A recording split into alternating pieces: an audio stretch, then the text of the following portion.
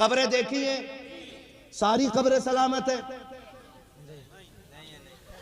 नहीं ना। कुछ कब्रें टूटी हुई है, कुछ बैठी हुई है, कुछ कब्रों में हड्डियां नजर आती हैं, कुछ कब्रों में कफन नजर आते हैं। क्या वो जाने वाले जो गए हैं उनकी औलाद नहीं थी? जमीनें थी कि नहीं उनकी? अपने पीछे वारिस छोड़े कि नहीं? ये दुनिया बड़ी बेवफा है। इसके लिए तुम खरबों का बैलेंस भी छोड़ दो ना, ये तब भी तुम्हारी कब्र पे सोने का ताज रखने नहीं आने वाली। कमाना और सोच समझ के कमाना, रखना और हिसाब लगा के रखना। मर जाओगे, तुम्हारी कब्र पे कोई ताज रखने के लिए नहीं आने वाला। उनकी भी औलादें हैं जिनकी कब्रों पे आज मिट्टी डालने वाले तक नहीं है। जो औलाद बाप की बैठी कब्र पे मिट्टी ना डाल सके वो गुलाब के फूल चढ़ाएगी? उस औलाद को फिक्र होगी कि मेरे बाप की कब्र की जिंदगी क्या है? वो औलाद ये सोचेगी कि मेरे बाप के साथ क्या हो रहा है? माफ कीजिएगा, हम तो इतने बड़े आदी हो गए, हम तो चाहते ये हैं कि जायदाद हम बरतेंगे और हमारे बाप को बख्शवाने का काम ये उलमा करेंगे। इससे बड़ी बेगैरती क्या हो सकती है? इमाम साहब अब्बा मर गए हैं, कुरान पढ़वा दियो, मौलाना कुरान खानी करा देना। 7 बजे फोन आ जाता है बाप का इंतकाल हो गया है, कुरान खानी करा दी जाए। अगर मदरसा के चलाने वाला कुरान खानी ना कराए तो चंदा रोकने की धमकी दी जाती है, मदरसा बंद कराने की धमकी दी जाती है। जिसका चंदा ज्यादा होता है उसका हक ज्यादा मदरसे में बताया जाता है। तुम्हें खुदा का वास्ता दे के कहता हूँ, एक ही सफ में खड़े हो गए महमूद अयाज, ना कोई बंदा रहा ना कोई बंदा नवाज। अगर आपका पैसा ज्यादा मदरसे में लगा है तो आप मदरसे के मालिक नहीं है। अगर आप ज्यादा वक्त मदरसे को देते हैं आप मदरसे के मालिक नहीं है। ये इदारा आप नहीं चलाते हो। खुदा की कसम, मदरसों को कल भी मुस्तफा चलाते थे, आज भी मुस्तफा चलाते हैं। अगर दुनिया के अमीर अपने खजाने रोक देंगे तब भी मदरसे बंद नहीं होंगे, इसलिए कि कल भी खर्चा मदरसों का उनके खजाने से होता था और कयामत तक मदरसों का खर्चा उन्हीं के खजानों से होता रहा। ख्याल करो, मरना एक दिन। 7 बजे कह रहा है कुरान खानी करा दो। और ये जो परदेश से पढ़ने आए बच्चे हैं, ये जो 350 जिंदगियां दांव पे लगी हैं, क्या हमें इनकी मेहनत का भी अंदाजा नहीं? जब से मदरसा शुरू होता है और छुट्टी तक इन बच्चों का वक्त होता है। और हमने क्या किया? मौलाना अब्बा मर गए, कुरान खानी माफ कीजिए अमीन भाई, हमारी कौम इतनी बेगैरत हो गई है कि कुरान वालों की दावत उससे पहले होती नहीं जब तक अम्मा या अब्बा मर ना जाए। हाँ, उस वक्त तक दावत ही नहीं होती कुरान वालों की जब तक बाप कफन में न लिपट जाए। और कपड़े, अब्बा का 40 मान लो, ये कफन के कपड़े, अब्बा की मैयत के कपड़े। गैरत कर, ये कुरान वाले, शर्म कर। और अगर गुरूर है ना दौलत का तो तुझसे बड़े बड़े कारून जैसे रब ने जमीन में धंसा दिए। अगर वो नाराज हो जाए ना तो अरबों खरबों की दौलत समेत जमीन में धंसा देता है और कोई बचाने वाला नसीब नहीं होता है। पैसे वालों का पैसा जेल में काम आता है, थानों में काम आता है, कचहरियों में काम आता है, लेकिन कुरान वालों की तिलावत कब्र में काम आती है, हश्र में काम आएगी, पुलसिरात पे काम आएगी, मैदान महशर में काम आएगी। वो है किस हवा में? किस हवा में? कुरान वाले अल्लाह जी जा रहे हैं, हाफिज जी जा रहे हैं, मुंह को ताला लगा, सुन और कान खोल के सुन। बैरिस्टर उठा के ला कहीं से, बड़े से बड़ा वकील उठा के ला और उससे कहे कि दुनिया के कानून की किताब लाइन व लाइन सुना दे।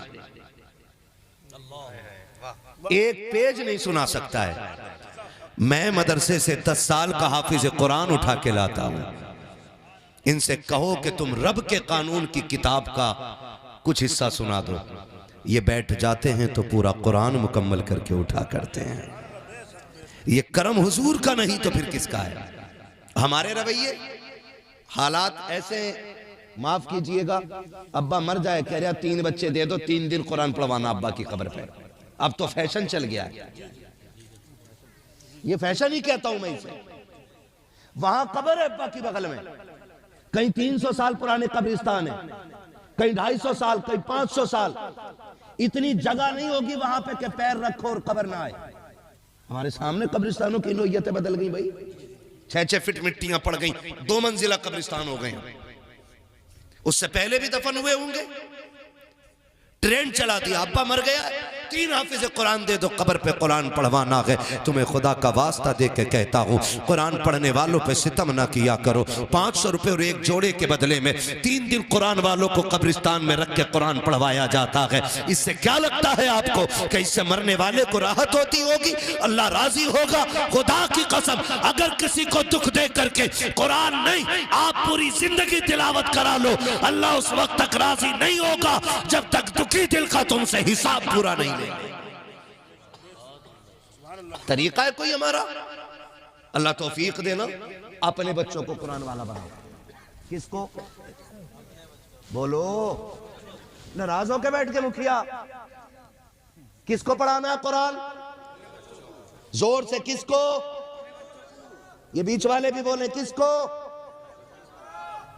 है भाई, ऐसा तो नहीं है कि यहाँ किसी ने कह दी हो लंगर चलेगा और खा के ना आए हो ये लोग, है ना? ऐसा नहीं है ना, सारी खा पी के आए। जितने लोग खा के आए हैं वो जरा बोले या रसूल अल्लाह। ये देखो भाई, यामीन भाई, यामीन भाई अपनी बेरी के बेर को इकट्ठे नहीं बताता। रोटी की बात आ गई तो भूखे भी बोल गए। अरे थोड़ा काम सवाब के लिए भी कर लिया करो यार, है ना? हम अपने बच्चों को पढ़ाएं, उन्हें दीन दें, उन्हें कुरान दें, है कि नहीं? करेंगे इंशाअल्लाह। और याद रखिएगा, आप जिन्हें हिकारत से देखते हैं ना, हाफिज जी हैं, मुल्ला जी हैं, हाफिज जी जा रहे हैं, हालत तो यह है कि अगर गांव का कितना ही पुराना आलिम या बड़ा आलिम क्यों ना हो, वो अगर गुजर के जा रहा है और चंद टकों का मालिक है ना, जिसने भी नया नया रंग करा लिया ना घर पे, ऐसे बैठ के कहे आओ हाफिज जी आओ, ऐसे हिल नहीं सकता जालिम। आओ हाफिज जी आओ, मर के देख बेटे, पता चलेगा कि तेरी दौलत काम आएगी या कुरान वालों की तिलावत काम आएगी। इसलिए आपसे गुजारिश है कि अगर हमारी बस्ती का कोई भी पढ़ने वाला कुरान हमारे सामने से गुजरे तो हम उसे इज्जत दें। देंगे इंशाअल्लाह, देंगे इज्जत। क्या बात है, अल्लाह सलामत रखे। बस ये चंद लोगों ने वादा करके दिल ठंडा कर दिया मेरा, बाकी तो मेरा मुंह देखते रहो, कोई मसला नहीं है। इज्जत देंगे इंशाअल्लाह। हाँ जी, है सलामत रहे माशाअल्लाह। हमारे एक भाई कह रहे हैं इज्जत दी है और देंगे। हाँ जी, खाली मैयत में दावत ना करना। हाँ, उस वक्त तक दावत ही नहीं होती जब तक अब्बा मर ना जाए। वलीमे में भी दावत करेंगे इंशाअल्लाह, करेंगे भाई वलीमे में। और खाली दावत नहीं, इज्जत से खाना खिलाएंगे। और खिलाते कैसे? पहली बात तो दावत करता ही नहीं, और अगर कर भी दे तो बुलाता नहीं। मदरसे से फोन आता है, भाई बच्चों की दावत हुई थी, खाना। अरे खाना तो सब खा गए, तुम्हारे बच्चे ना खा गए? हाँ हाँ, कह रहा बच्चे ना आए खाने के लिए। कह रहे नहीं यार, कोई आए नहीं। कहा हमने तो दावत करा दी थी, बच्चों को आ जाना चाहिए। तो अगर जहन में ये चल रहा है ना, तो कान खोल के सुनो। ये कुरान वाले परदेसी हो सकते हैं, गरीब हो सकते हैं, लेकिन बेगैरत नहीं हुआ करते हैं। आपने दावत की है ना, तो इज्जत से बुलाइए, तब ये खाना खाने आएंगे। और बेचारे चले भी जाएं, चलो भाई भेज दिए बच्चे, पता है खाना शुरू हो गया, तो बच्चे खड़े हो जाते हैं कोने में जाके। अब जो साहिब खाना का बेटा होता है ना, वो कहता अब्बा मदरसे के बालक आ गए। बालक बच्चे है ना। अब्बा मदरसे के बच्चे आगे किधर खिलाऊं? उधर कोने में दरी डाल के खिला दे, कोने में। रवैये देखो हमारे, कोने में दरी डाल के खिला दे। अब्बा इधर कुर्सियों पे करना, यहां मेहमान बैठेंगे। कौन मेहमान? तुझे नहीं पता, वीआईपी लोग आने वाले। ये हम कुरान वालों को इज्जत देते हैं। इन कुरान वालों के लिए जमीन पे वहां जगह है जहां कुछ बिछा भी नहीं है, और कह रहा कोने में दरी डाल के खिला दे, चटाई डाल दे, बैठा के खिला दे एक तरफ को। इन कुर्सियों पे कौन बैठेगा? का वीआईपी लोग आने वाले हैं, मैंने विधायक की दावत की है, प्रधान जी आने वाले हैं, प्रमुख आने वाला है, मंत्री आने वाला है। मैं आपसे पूछना चाहता हूं, आप वीआईपी किसको कहते हैं? आपने कहा वीआईपी लोगों को देखना है। मौलवी जरा ठहर, अभी वीआईपी लोग आने वाले हैं। हम भी कोने में सिमट के खड़े हो गए, हम भी तो देखें वीआईपी किसे कहा जाता है। अचानक एक महंगी गाड़ी रुकी, उसकी खिड़कियां खुली, उससे निकलने वाले लोग आए, लोगों ने उनका वेलकम किया, किसी ने गले में हार डाले, किसी ने जूस का गिलास पेश किया, कहा आइए सर आइए, ये कहकर के बुलाया गया। हम तो हैरत से देखते रह गए। इनकी भी दो आंखें हैं, हमारी भी दो आंखें हैं, इनके भी दो पैर हैं, हमारे भी दो पैर हैं, इनके भी दो हाथ हैं, हमारे भी दो हाथ हैं। आखिर इनमें वीआईपी ऐसा है क्या? मैंने कहा इनमें क्या नजर आया? हाथ पकड़ के आप कहते हो जनाब देखो तो सही, आपको ये वीआईपी नहीं लगते? मैंने कहा कैसे? कहा इनके जूते देखो, 18,000 का जूता पहने हुए हैं इसलिए वीआईपी हैं, 22,000 का कोट पहन के आए हैं इसलिए वीआईपी हैं, 14,000 का चश्मा लगा है इसलिए वीआईपी हैं, 56,000 की घड़ी है इसलिए वीआईपी हैं। मैंने कहा ये मयार किसने बनाया है कि महंगी कोट वाला वीआईपी होगा, महंगे जूते वाला वीआईपी होगा, महंगी घड़ी वाला वीआईपी होगा, अच्छी गाड़ी से आने वाला वो वीआईपी होगा? का ये मयार तो दुनिया ने खुद बनाया है, या किसी ने ऐलान नहीं किया था? मैंने कहा बता तो सकी, फिर किस मयार पे कहते हो कि ये बड़े लोग हैं, वीआईपी लोग हैं? का इनके ड्रेस को देखा हमने वीआईपी समझा, इनके लिबास को देखा हमने वीआईपी समझा। मैंने कहा मैं इन्हें वीआईपी नहीं मानता। कहा फिर तुम किसको मानते हो? मैंने कहा सुनो, मैं उसको वीआईपी मानूंगा जिसको मेरा नबी वीआईपी कह देगा। मेरी नजर में वो इज्जत वाला है जिसको मेरा नबी इज्जत वाला कहेगा। आका आप बताओ ना वीआईपी कौन होता है? मदीने से आवाज आती है खैरुकुम मन तअल्लमल कुरान व अल्लमहु। वीआईपी वो होता है जो कुरान सीखा करता है, कुरान सिखाया करता है।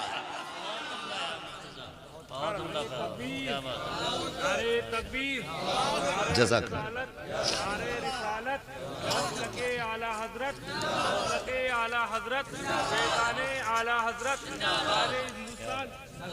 मौलाना मुफ्ती हम्माद रजा साहब किबला दस्तारबंदी। तो वीआईपी वो होता है जो कुरान सीखा करता है और कुरान जमाने को सिखाया करता है। ये सबसे बड़ा वीआईपी है, और इसी की जगह एक कोने में डाल दी। हाँ, और वीआईपी आया भी तो शुरू में हाफिज जी फातिहा दे दियो। बालक बड़े गर्दा काट रहे हैं, बारात का खाना शुरू होने में देर लगेगी, गांव को पहले खिला दे रहे है भाई। हाफिज जी ने पढ़ दी, फातिहा आ गए और सबको कुत्तों की तरह खड़ा करके खिला रहे हैं हम लोग। ये कंडीशन हो गई, अब तो स्टैंडिंग में खाना चल रहा है। हमारी कौम का बेड़ा गर्क होने पे आ गया है, बिल्कुल खड़े होकर खाना चल रहा है। और पड़ गया खाना कम तो कह रहा मौलाना ने फातिहा सही ना पढ़ी थी। ले भाई, हाँ हाँ, अगर खाना कम पड़ गया तो फातिहा कम पड़ी है भाई। तो दूसरा करवट में कहा मुझे भी लग रहा था जल्दी में से मौलाना मुतवल्ली साहब का फोन आ गया था। हाँ, तो इमाम साहब वैसे फंस जाते हैं बेचारे कि इतनी मेहनत से मैंने पढ़ी और सब पे पानी फेर दिया। बरकत जो खत्म हुई है ना, बरकत जो खत्म हुई है वो इसलिए खत्म नहीं हुई कि फातिहा हल्की पड़ी गई है। बरकत इसलिए खत्म हो गई कि तुमने बरकत वालों को इज्जत ही नहीं दी थी। तुमने बरकत वालों को इज्जत ही नहीं दी थी। ये कुरान पढ़ने वालों की तो वो जमात है कि अगर ये कब्रिस्तान से गुजर जाएं तो अल्लाह 40 दिन का अजाब कब्रिस्तानों से उठा लेता है। हाँ जी, फिर कह रहे आप बरकत नहीं हो रही, तमाम बोटियां कम पड़ गई ना। ऐसे कम ना पड़ी, लल्ला जी ने वीआईपी बना के बुलाया था ना, आधा डोंगा नीचे फेंक रहे थे, आधा ही खा रहे थे। क्योंकि कुरान वाले रिज्क की कदर जानते हैं। बेशक सुभान अल्लाह। कुरान वाले रिज्क की कदर जानते हैं। और आपको यकीन ना हो तो जो लोग कुरान वालों को घर पे खाना खिला रहे हैं उनसे पूछो बरकत कितनी होती है, उनसे पूछो। आप तुम नहीं जानते हो, हाथ कुरान वाले का आता है, बरकतें मदीने वाले की आ जाया करती हैं। बेशक सुभान अल्लाह हजरत।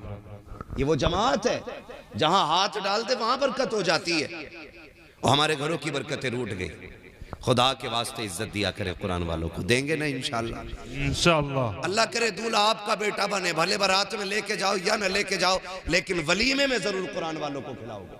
इंशाअल्लाह खिलाएंगे इंशाअल्लाह। इंशाअल्लाह पीछे वाले भी वादा करें इंशाअल्लाह। इंशाअल्लाह। अब्बा के मरने से पहले अपने बेटे की शादी पे कुरान वालों के कपड़े बनाया करेंगे इंशाअल्लाह। इंशाअल्लाह बनाएंगे ना इंशाअल्लाह। हाँ। तो देखो दोस्तों के कपड़े दूल्हा बना देता है जी। बारात वाले दिन देखो सारे काले कोट में जी। और एक गाड़ी से सब उतरते हैं, लड़की वाला टेंशन में दूल्हा कौन सा। जी जी जी। हाँ ये कंडीशन है, दूल्हा अपने दोस्तों के कपड़े एक से बना दे रहा जी। और शर्म कर, आज तो दूल्हा को दूल्हा रहने दो यार, आज भी सब काले बाप के साले बना दिए जी। हाँ आज भी ये कंडीशन है। कम से कम उस दिन तो दूल्हा को छोड़ दिया करो। मेरा कहने का मतलब है हम यारों को कपड़े बना सकते हैं, दोस्तों को कपड़े बना सकते हैं, तो कुरान वालों को क्यों नहीं बना सकते? क्यों नहीं बना सकते हम कपड़े? कभी इन्हें भी कपड़े बनाया करो, कभी इन्हें भी खाने खिलाया करो। एक बच्चा ठाकर द्वारे, कहाँ का? एक बच्चा ठाकर द्वारे का है, हाँ, और दूसरा बच्चा हमारा अहमदनगर का है। ये दो बच्चे, ठीक है ना, बाहर के ही है ना, यहाँ रह के कुरान पढ़ा होगा ना इन्होंने? बोलो जी। रहे हैं तब कुरान पढ़ा है। लोग क्या समझते हैं हाफिज जी आ रहे हैं, बहुत हल्की तालीम है। खुदा की कसम आज तक ऐसी कोई चारपाई बनी नहीं जिसमें रात को लिटाओ और सुबह को हाफिज जी मिल जाए। मतलब अनपढ़ को लिटाओ और सुबह को ताजा ताजा हाफिज जी हो जाए, ऐसी आज तक कोई चारपाई नहीं बनी है। जोर से बोलूं, पीछे आवाज नहीं जा रही, मैं बगैर माइक के पहुंचा सकता हूं। हाँ थोड़ा सा भाई, हाँ अंदर अंदर के खोल दो। हाँ अल्लाह आपको बरकतें अता करे। उस्मान भाई बड़े अच्छे आदमी हैं आप। उस्मान इधर आओ, इधर आओ तुम, आप बहुत अच्छे आदमी हो, ये नाम आपके लिए रखो। माशाअल्लाह सुभान अल्लाह। मैं आपसे ये बात अर्ज करना चाहता हूँ, इतनी सी बात मेरी आपसे अर्ज है कि इनकी इज्जत किया करें। बड़ी कुर्बानियां लगती हैं एक हाफिज को तैयार करने में, बड़ी मेहनतें लगती हैं। ऐसा नहीं है कि ये बाप के लाडले ना हो या ये माँ के चहीते ना हो, ऐसा नहीं है कि इनके बाप को इनसे प्यार ना हो और इनकी माँ इन्हें देख के मुस्कुराती ना हो, ऐसा नहीं है। ये भी माँ के इतने ही लाडले हैं जितने आप या आपके बच्चे अपनी माँ के लाडले होते हैं। इनका बाप भी उनसे इतना ही प्यार करता है जितना आप या आपके बाप आपसे प्यार करते हैं। लेकिन सलाम है इनके माँ बाप को। माँ रिश्ता देखे आप, अगर 2 घंटे बच्चा बगैर बताए गायब हो जाए ना तो माँ पूछने लग जाती है मेरा बेटा देखा है किसी ने?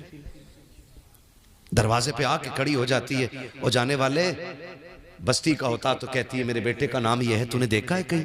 कहना, फिर परेशान होती है, फिर पूछती है, फिर पता न लगे दुपट्टा डाल के सर पे मार्केट में आ जाती, रोड पे आ जाती है, किसी ने मेरा लाल देखा हो तो बताओ। रात को बच्चे सो जाएं, सर्दी हो रही है, अल्लाह ने मेरे माँ बाप भी सलामत रखे और हमारी भी औलाद है।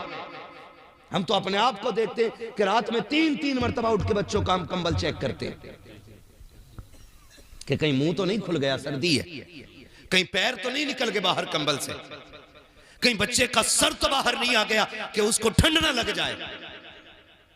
मैं समझता हूं जितनी मेरी औलाद मुझे प्यारी है उतना कि मैं अपने माँ बाप का प्यारा हूं, और उतनी हर बाप को अपनी औलाद प्यारी होगी।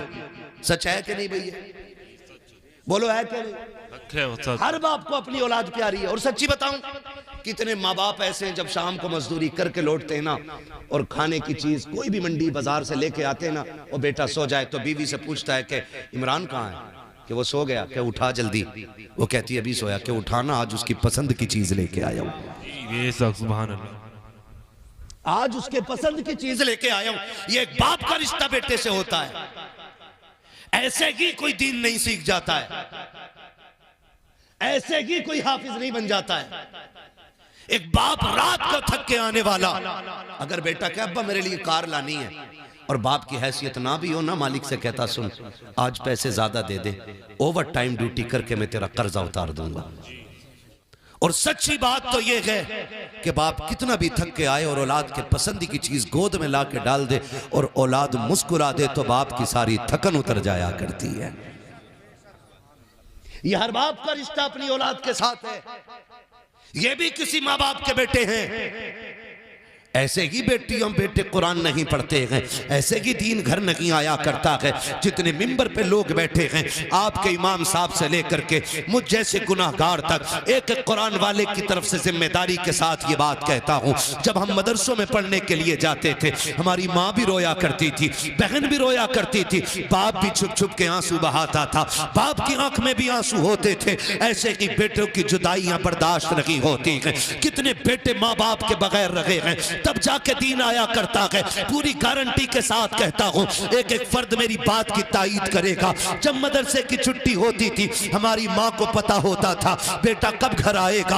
आने से पहले बेटे की पसंद का खाना बन जाता था, जो हमें पसंद था माँ वो सारे खाने बना देती थी। मेरे बेटे मदरसे से महीनों में लौटा है, आज ये तेरी पसंद का बनाया है, आज ये तेरी पसंद का बनाया है। माँ बाप औलाद के लिए क्या नहीं करते हैं, कितनी कुर्बानियां माँ बाप देते हैं। और तुम्हें खुदा का वास्ता दे के कहता हूं, उन्होंने पूरी जिंदगी हमारी पसंद का ख्याल रखा है। अगर रब ने तुम्हें गैरत बख्शी है, अगर हया वाले हो, अगर पूरी जिंदगी में 10 मरतबा भी तुम अपने बाप से ये कह दोगे अब्बा अब तक तूने मेरी मर्जी का खिलाया है, अब तुझे तेरी मर्जी का खिलाऊंगा। मैं ये नहीं जानता कि दुनिया क्या कहेगी, लेकिन इतना जानता हूं अगर बाप राजी हो जाएगा तो सुनो काबे वाला भी राजी हो जाएगा, साथ मदीने वाला भी राजी हो जाए। नारे तकबीर, नारे रिसालत, मसलके आला हजरत, मसलके आला हजरत, उलमाए अहले सुन्नत, अज़मते वालिदैन, अज़मते वालिदैन हजरत अल्लामा मुफ्ती हम्मद रज़ा साहिब क़िबला। नारे तकबीर, नारे रिसालत, माशाअल्लाह बहुत खूब हजरत। बड़ी कुर्बानियां माँ बाप की होती हैं। ऐसे ही कोई हाफिज नहीं बन जाता, ऐसे ही कोई हाफिज नहीं बन जाता। आप हाथ उठाओ या ना उठाओ। अब मुझे ये भी शिकायत नहीं है, मुझे शिकायत तब तक थी जब तक आप ऊपर नहीं आए थे। अब सारे बेदार हो गए और सबका दिमाग मेरी बातों पर है, इसलिए कि हम पलटते नहीं बेजान किताबों के वरक, हम वो पढ़ते हैं जो चेहरों पे लिखा होता है। मैं जान रहा हूं कि मैं जितनी मेहनत से बोल रहा हूं उतने प्यार से आप सुन रहे हैं। अल्लाह करे दिन बदले हमारे, और वो दिन आए कि हमारे आंगन में भी एक बेटा कुरान वाला होना चाहिए, हमारे आंगन में भी एक बेटा कुरान वाला होना चाहिए। बड़ी कुर्बानियां माँ बाप की होती हैं। ऐसे कोई दीन नहीं सीखता है। आप हाथ उठाएं या ना उठाएं, जो बच्चे स्कूल में पढ़ते हैं उसे सब जानते हैं। बोलो जानते हैं कि नहीं? ए बेटे मेरी तरफ देख मेरे लाल, मुझे पसीना आ रहा है सर्दी में भी, ठीक है ना? हाँ, बहुत अच्छे लोग हैं, मैं समझता हूँ यकीनन अच्छे माँ बाप की औलाद हैं आप, वरना इतनी रात में जबकि बिस्तर पे आपको होना चाहिए था, आप महफिल में बैठ के ये बता रहे हैं गोया माँ बाप ने आपको ये सिखाया है कि हमें जीना भी हुजूर के लिए है, हमें मरना भी हुजूर के लिए है। जब तक नस्लों में ऐसी माएँ रहेंगी, कोई हुजूर के गुलामों को नाम पे उनके सर कटाने से रोकने वाला पैदा नहीं हो सकता है। हाँ जी, अल्लाह सलामत रखे। हम सारे स्कूलों के मामला जानते हैं, भले हमारे बच्चा पढ़े या ना पढ़े, एक स्कूल ऐसा दिखा दो जिसके अपने उसूल ना हो। आप एक अच्छे स्कूल में, मीडियम स्कूल में भी आप बच्चे का एडमिशन कराने के लिए जाए ना, तो वो आपको पहले अपना एस्टीमेट देते हैं खर्चे का। उसमें लिखा होता है बच्चे के शूज कंपलसरी है, ड्रेस आगे बोलो कंपलसरी, ड्रेस सारे बोले कंपलसरी है, बस्ते कंपलसरी है। आने जाने की सवारी का खर्च आपको देना ये कंपलसरी है। आपका बच्चा लंच बॉक्स से लेके आएगा, वो कंपलसरी है। वो कहते हैं किताबें आप सिर्फ हम ही से खरीदोगे, ये भी कंपलसरी है। और कितने स्कूलों में तो यहां तक हो गया कि आपका बच्चा अगर कोई चीज खरीदेगा तो बाहर से नहीं, हमारे स्कूल के अंदर ही से खाने की चीज खरीदेगा। यही है ना भाई, आपको ये टोटल बना के दे देते हैं कि भाई अगर ये आप फॉर्मेलिटी पूरी कर सकते हैं तब आपके बच्चे का एडमिशन मदरसे स्कूल में होगा, अगर नहीं कर सकते तो नहीं होगा। लेकिन फिर भी उनके नखरे उठाए जाते हैं। सलाम करो इन मदरसे वालों को, पैर के जूते टूटे हैं आप, फिर भी मदरसा तुझे गोद में लेने के लिए तैयार है। बदन के कपड़े फटे भी हैं ना, तो कोई तुझे सीने से लगाए ना लगाए, मदरसा तुझे सीने से लगाने के लिए तैयार। जी जी बेशक। आपके बच्चे के पास किताब के पैसे नहीं भी हैं, तब भी मदरसा आपके बच्चों को सीने से लगाने के लिए तैयार है। फिर भी मजलूम हमारे ही मदरसे हैं, फिर भी सितम हमारे ही मदरसों पे। कितने इदारा चलाने वाले इस बात से परेशान हैं कि हमारे ही लोग टांग खींचने पे लगे रहते हैं। अगर उसे पैसे कमाने की जिद हो ना तो थूक के लाखों रुपए कमा लेता है, और लोग कमा रहे हैं। कागज की एक पुड़िया बेच के लाखों कमा लेता है, और कमा रहे हैं। वो मदरसा चलाने वाले लोग जो अपने घर से ज्यादा, अपने फ्यूचर से ज्यादा, अपने बच्चों के फ्यूचर से ज्यादा जो अजीज मदरसों को रखते हैं, मजलूम भी वही होते हैं। कोई कह रहा है ये ज़कात खाने वाले, कोई कह रहा है ये खैरात खाने वाले। मुंह को लगाम दे और ताला लगा, लिमिट में बोल। औकात क्या है तेरी जो तू बात कर रहा है? तू जिसके बारे में बोल रहा है, खुदा की कसम ये बंदों को 5 मर्तबा जमीन से उठा के रब की बारगाह में लेके जाया करता है। 5 मर्तबा खुदा तक लेके जाता है। बेटा ही क्यों ना हो तेरा मुसल्ले पे खड़ा है, तो तू ये नहीं कह सकता पीछे अपने बेटे के। पूछ इन उलमा से नियत हो जाएगी कि नहीं। पूछो मुफ्तियान इकराम से, अगर तुम ये कह दो पीछे अपने अब्बा की नमाज होगी, बोलो पीछे अपने भतीजे के होगी नमाज? क्यों? हमारा दीन कहता है इमाम मान, और कह पीछे इस इमाम के। बेटा घर पे होगा, अब्बा घर पे होगा, मुसल्ले पे इमाम है तेरा। इससे औकात का पता लग जाना चाहिए। और याद रखो, जब तक पीछे हो इनके तब तक जिंदा हो। जिस दिन आगे आ गए इनके इमाम के, यानी समझ लेना उसी दिन मर गए हो आप। गलत कह रहा हूं मैं? इमाम के आगे कौन होता, जिंदा के मुर्दा? कुछ लोग नहीं बोल रहे हैं, पता नहीं जनाजा ही नहीं पढ़ते बेचारे। इमाम के आगे कौन होता, जिंदा या मुर्दा? और इमाम किन के आगे होता, जिंदों के मुर्दों के? अब अंदाजा लगा लो। अगली कोई बात नहीं बताऊंगा। हम स्कूल के 1000 नखरे उठाते हैं। मैं तो सलाम करता हूं उन भाइयों को जो इन कुरान वालों को अपना बेटा समझ के अपने घर पे खाना खिला रहे हैं। कहां लेटते हैं मदरसे में? इनके बेड है, चारपाई हो गई हैं आप? माशाअल्लाह, बोलो सुभान अल्लाह। अल्लाह करे हर इदारे में कुरान वालों के लिए चारपाइयों का इंतजाम हो जाए। माँ बाप अपने बेटों को कुरान के नाम करते हैं, तब जाके बच्चे कुरान वाले बनते हैं, तब जाके बच्चे मेहनती बनते हैं, तब जाकर के बच्चों के सीने में कुरान आता। और सिर्फ बच्चे नहीं, आप ये नहीं कह सकते सिर्फ इन्होंने मेहनत की है, बल्कि इनसे ज्यादा मेहनत इनके उस्ताद की होती है। किसकी होती है? उस्ताद की होती है। अगर बच्चे को 3 बजे उठना है ना, तो उस्ताद 2:30 बजे उठता है, और बैठते किधर है? जमीन पे, और कुरान पढ़ना शुरू कर देते हैं। मैंने एक तफसीर में पढ़ा था कि जब बंदे गुनाह करते हैं, अल्लाह नाराज होता है, तो रब फैसला करता, जाओ इस बस्ती पे पत्थरों की बारिशें कर दो।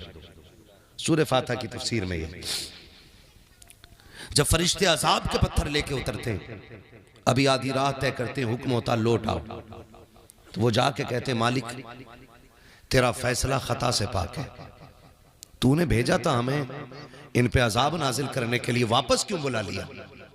रब फरमाता फरिश्तों जब तुम यहां से उतरे ना तो इस बस्ती में कुरान वाला कुरान लेके बैठ गया था, उसने सूरह फातिहा पढ़ी, बिस्मिल्लाह से शुरू की, हमारी रहमत का दरियाए करम जोश में आया, हमने उनके गुनाहों को एक पढ़ने वाले की वजह से माफ करके हमने उन पर अजाब की बजाय करम करने का फैसला फरमा लिया है। वाह वाह माशाअल्लाह।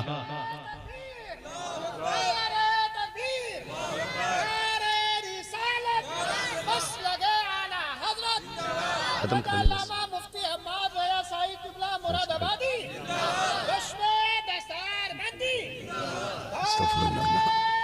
कल भी बोल रहे हैं, तवज्जो है सारे लोगों की? हाँ। और अभी पीछे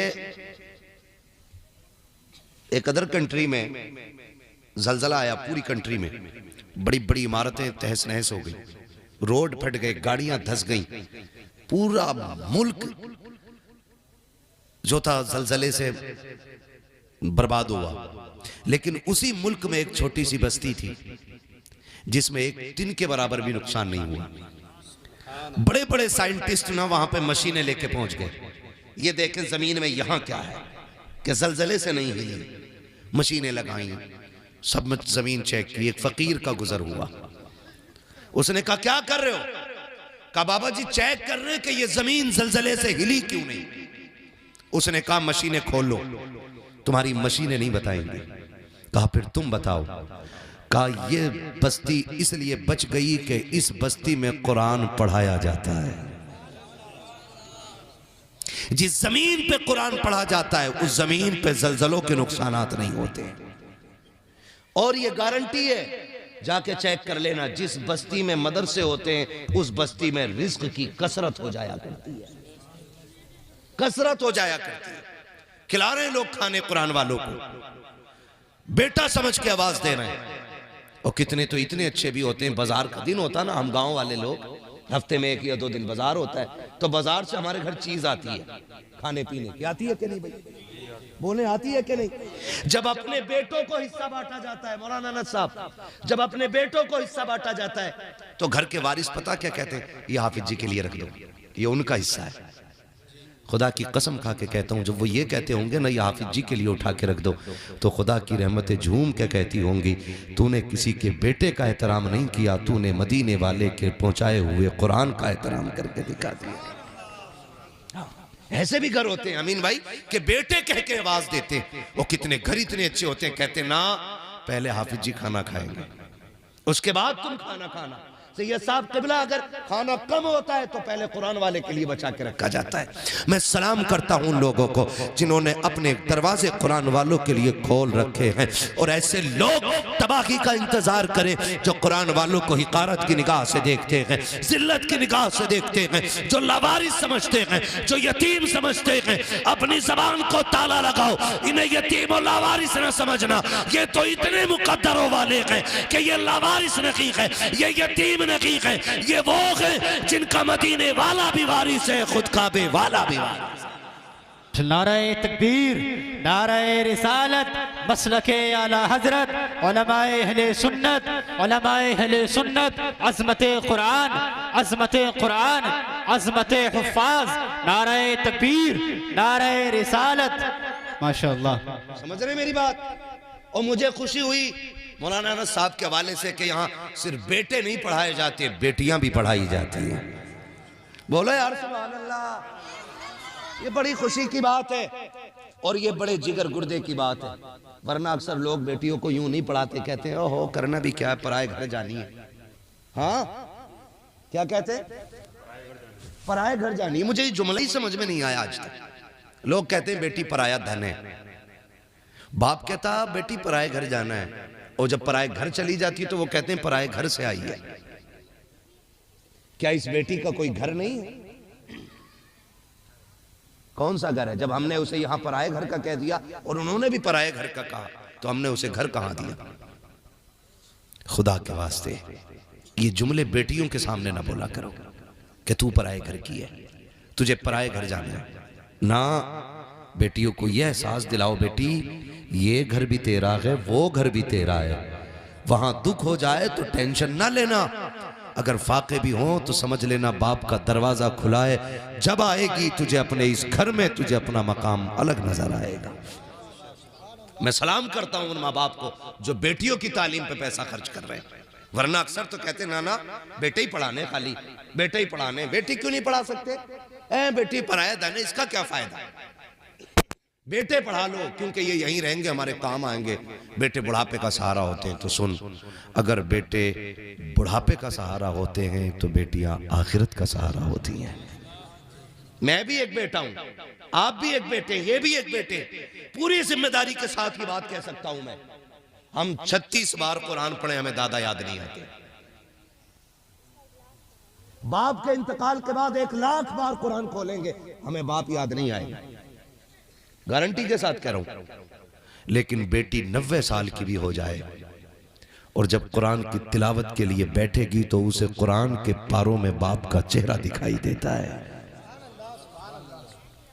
वो जब कुरान मुकम्मल तिलावत करके उठती है ना तो वो चूम के यूं नहीं रख देती है बेटों की तरह।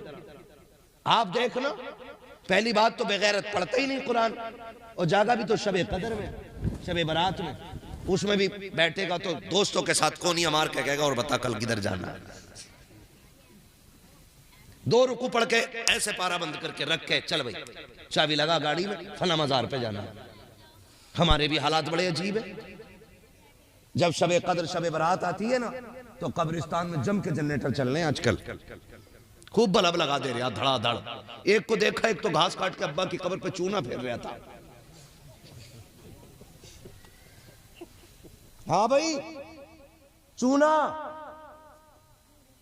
घास काट के, ये जो फूल कब्रों पे चढ़ाए जाते हैं ना, इसलिए नहीं कि ये गुलाब है इससे फायदा मिलेगा, इसलिए कि ये हरियाली है, और जब तक कोई शय हरी रहती है वो रब की तस्बीह बयान करती रहती है, और उसकी तस्बीह से मरने वाले को राहत महसूस होती है। और इसने बेटे ने घास काट के ना वो भी खत्म कर दिया और चूना फेर दिया जो आगे कुछ जमीन,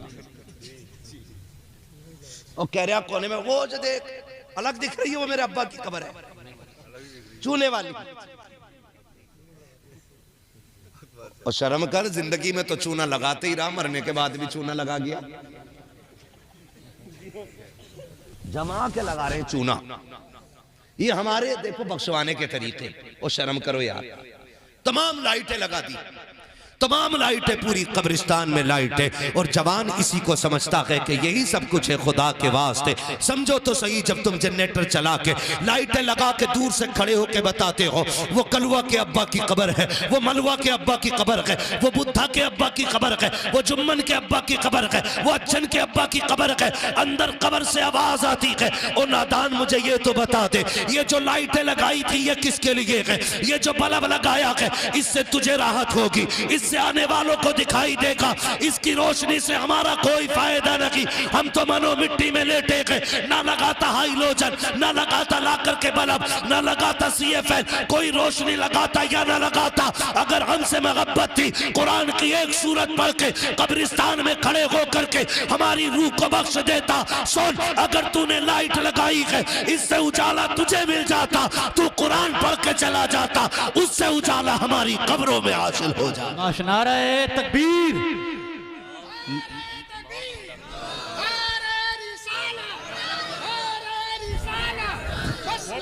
शुक्रिया भाई।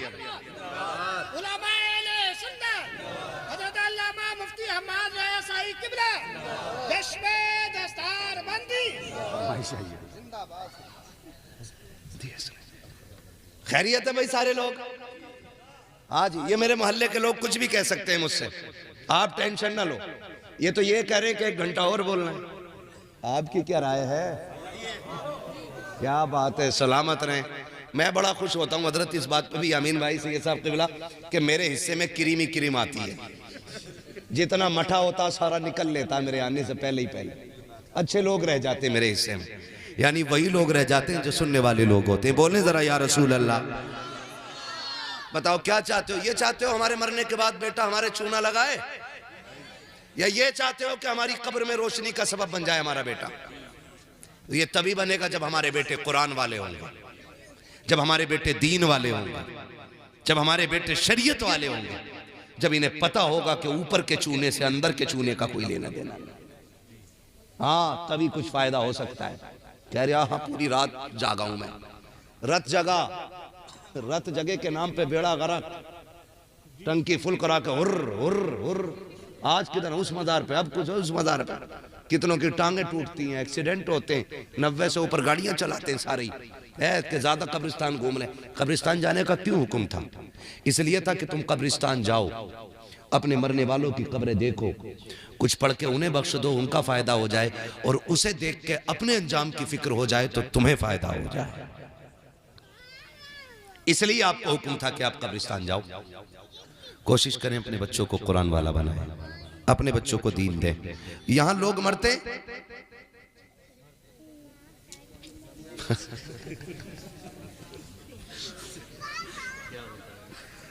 अरे मरते हैं कि नहीं? एक साहब तो कह रहे बहुत मरे हैं। बहरहाल मरते हैं कि नहीं भाई? मरते हैं। हमारा चलन क्या? भेड़ वाली चाल। बहुत गौर से सुनिएगा, बस आखिरी चंद मिनट है, मैं इसमें बात पूरी करने लगा हूं। मुझे मेरे भाई ने हुक्म दे दिया कि हुजूर का शजरा भी पढ़ना है ना, इस पे तकरीर हो रही है, यही बड़ी बात है। हाँ, मैं इतना थक चुका हूं। बहरहाल मैं कोशिश करूंगा कि आपकी ये फरमाइश भी पूरी करूंगा। अभी मेरी फरमाइश सुन लो, आपकी बाद में तवज्जो है सारे लोगों की। मरते बोले भाई, होता क्या हमारे यहाँ, जैसे अब्बा मरे, बेटे ने कहा मैं क्या करूं, तो कह रहे जल्दी जाओ, कफन भी ले आना, उधर से एक कुरान की पेटी भी ले आना दिया करा के। यही होता है। इतनी पेटी है मस्जिदों में हो गई कि मुसल्ला पीछे आ गया, मेहराब में पेटियां भरी पड़ी हैं। समझ रहे मेरी बात? जाओ मस्जिदों में जाके देखो, ऐसी ऐसी पेटियां हैं कि 6-6 साल से नहीं खुली हैं ही, इतनी नंबर ही नहीं आ रहे, पढ़ने वाला कोई है ही नहीं, वो पेटियों पे पेटी आई जा रही है। अगर जावे भी है तो कह रहे मेरे अब्बा के नाम की कौन सी है, और अब्बा के नाम की पेटी खोली तो उसमें दूसरे के अब्बा के नाम के पारे रखे। कह रहे इतना मोटा लिखो अब्बा का नाम, उसे ही देख रहा टुक टुक। गारंटी के साथ कह रहा हूं, पूरी मस्जिद कुरान की पेटियों से भर दो। रखे रखे कुरान सवाब नहीं देता है, कुरान तभी सवाब देता है कि जब उसे पढ़ा जाता है ना। तो चली आ रही है ना, तो रस्म वही लाने पे धड़ाधड़ पेटियां ही पेटियां। इमाम साहब का मुसल्ला यहाँ, वो आगे पेटी है, दीमक लग गई पारों को। खुदा के वास्ते याद रखो, अगर कुरान शफाअत करने की ताकत और हैसियत रखता है तो शिकायत करने की भी रखता है। अल्लाह से कहेगा नहीं मालिक किस कौम में भेजा, मुझे दीमक खा गई, जब से ला के रखा एक बार खोलने तक नहीं आया। कितने लोग चाहते हैं कि हमारे मरने के बाद सवाब का सिलसिला जारी रहना चाहिए? हाथ उठा ले भाई जितने चाहते हैं। जितने नहीं चाहते हैं भैया दफन उफन में मत जाइए, उनके लग रहा लिखा पढ़ा साथ लाए। सारे चाहते हैं ना? अब हाथ नीचे रख लो, बात मैं बताने लगा हूं। अगर आप ये चाहते हो कि मरने के बाद हमारी कब्रों में सवाब का सिलसिला जारी रहे, हमारे बाप की कब्र में मुसलसल सवाब का सिलसिला जारी रहे, तो पेटी का हदिया नहीं कराना। अगर इंतकाल हो गया है किसी का तो मदरसे आइए, मौलाना अनस साहब से कहिए कि कोई काम मुझे बताएं मदरसे के लिए, कोई कोना बताएं जहां अब्बा के नाम का मैं 2000 लगा दूं, 5000 लगा दूं। जा गारंटी है मेरी, बाप के नाम की एक छत बनवा दे।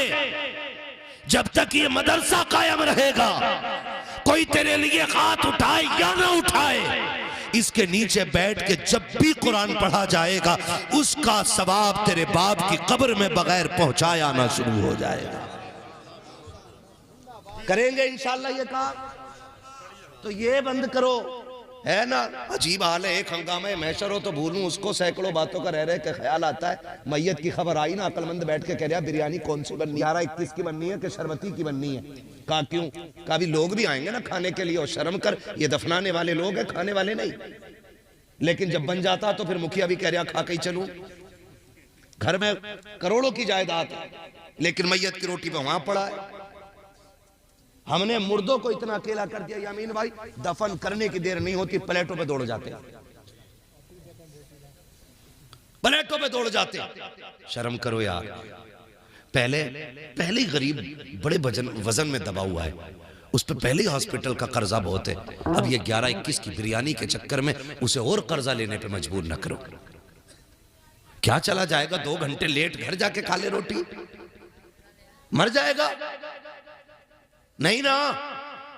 अगर ये चाहते हो कि मरने वाले को लाइफ टाइम उसकी कब्र में सवाब का आना जाना लगा रहे, तो आप उसी पैसे को उसके नाम से उठा के मदरसे की छत में लगवाओ, पंखों में लगवाओ, कालीन में लगवाओ। कभी मदरसे में कह ऐसा कोई गरीब बच्चा दिखाओ जिसके पास कुरान ना हो, जिसके पास बिस्तर ना हो, जिसके पास लेटने बैठने की जगह ना हो, उसके लिए कालीन का इंतजाम कर, उसके लिए पानी का इंतजाम कर, उसके लिए फ्रिज का इंतजाम कर, उसके लिए गीजर का इंतजाम कर, उसके लिए छत का इंतजाम कर। और अगर तूने ये कर लिया है तो फिर बेफिक्री की मौत मर जा। तेरा बेटा तेरी कब्र पे आए या ना आए, तेरा तीजे का चना पढ़ा जाए या ना पढ़ा जाए, कोई तेरे लिए हाथ उठाए या ना उठाए, अगर 100 बच्चे इस छत के नीचे बैठ के कुरान पढ़ेंगे, जितना सवाब पढ़ने वालों को मिलेगा उतना सवाब खुदा कब्र में तुझको भी अता फरमाता रहे।